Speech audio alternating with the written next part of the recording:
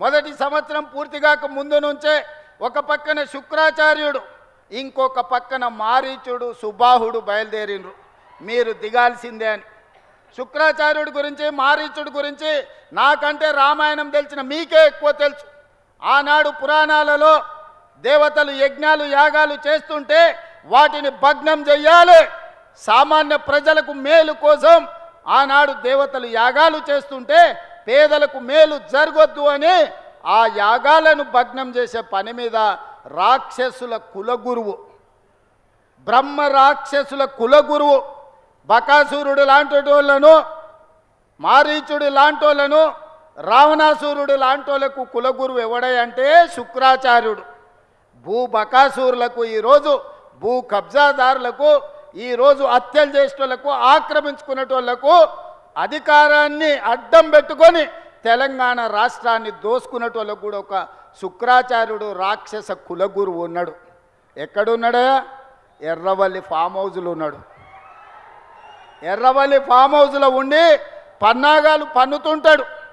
శకుని మామ పన్నినట్టు పన్నాగాలు పన్నుతుంటాడు. దుర్యోధన వంశాన్ని ఎంబడి పెట్టుకొని ఏదో రకంగా ఈరోజు కుట్రల కుతంత్రాలతోని ప్రజాపాలనను పేదల ప్రభుత్వాన్ని పడగొట్టాలని ఆలోచన. శుక్రాచార్యుడేమో ఫామ్ హౌస్కి పోయిండు, మారీచుడు సుబాహుడేమో బావా బామ్మార్దుల ముసుగులో అసెంబ్లీ లోపలికి వస్తుండ్రు. ఇవాళ మారీచుడు మీకు తెలుసు, మారీచుడే మాయ జింక రూపంలో సీతను ఎత్తుకపోవడానికి రావణాసురుడికి సహకరిస్తే చివరికి మారీచుడి సావు రాముడి చేతిలోనే తప్పలేదు.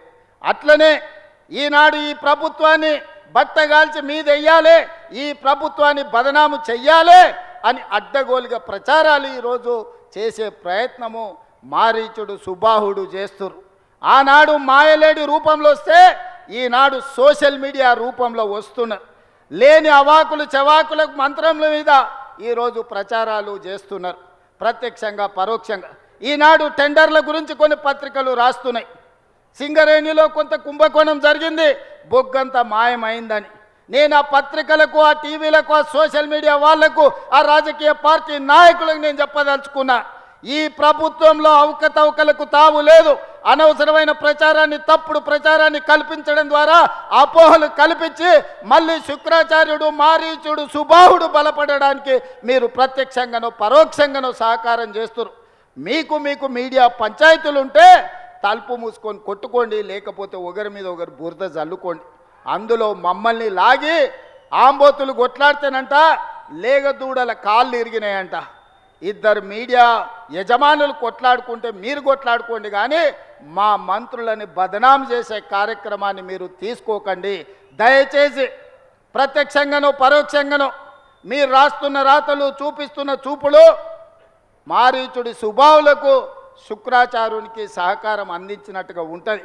ఒక్కసారి ఆలోచన చేసి వాస్తవాలను తెలుసుకొని రాసే ముందు మమ్మల్ని వివరణ అడగండి.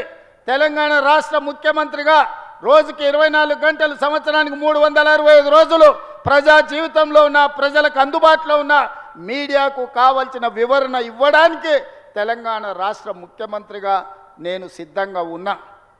ఏదైనా వార్త ఏ టీవీలో వచ్చినా, ఏ పేపర్లో వచ్చినా, ఏ సోషల్ మీడియాలో వచ్చినా నా ఎమ్మెల్యేల మీద, నా ఎమ్మెల్సీల మీద, ఎంపీల మీద, మంత్రుల మీద ఎవరి మీద ఆరోపణ వచ్చినా వాళ్ళ అరుంబ పెద్దగా అది నా గౌరవానికి భంగం కలిగిస్తుంది, నా నాయకత్వం పట్ల అపోహలను కలిగిస్తుంది. ఇలాంటి విషయాలలో ఎలాంటి కాంప్రమైజు లేదు. మా మంత్రుల మీద ఏదొచ్చినా రాసే ముందు నన్ను వివరణ అడగండి. ఈ ప్రభుత్వాన్ని అందరినీ సమన్వయం చేసుకొని, అందరి సహకారం తీసుకొని, అనుభవజ్ఞులైన తుమ్మల లాంటి వాళ్ళ అనుభవాన్ని తీసుకొని ఈరోజు ఈ ప్రభుత్వాన్ని నడుపుతున్నాం. 24 గంటలు పని చెయ్యాలి అంటే, సమ్మక్క సారలమ్మ గుడిని 100 రోజుల్లో పూర్తి చెయ్యాలి అని అంటే ఆ బాధ్యతను మీ అభిమాన నాయకుడు పొంగులేటి శ్రీనివాసరెడ్డి గారికి బాధ్యత ఇచ్చి 100 రోజుల్లో అమ్మవారి మందిరాన్ని నిర్మించాలి అని 24 గంటలు వారిని అక్కడనే పెట్టిన.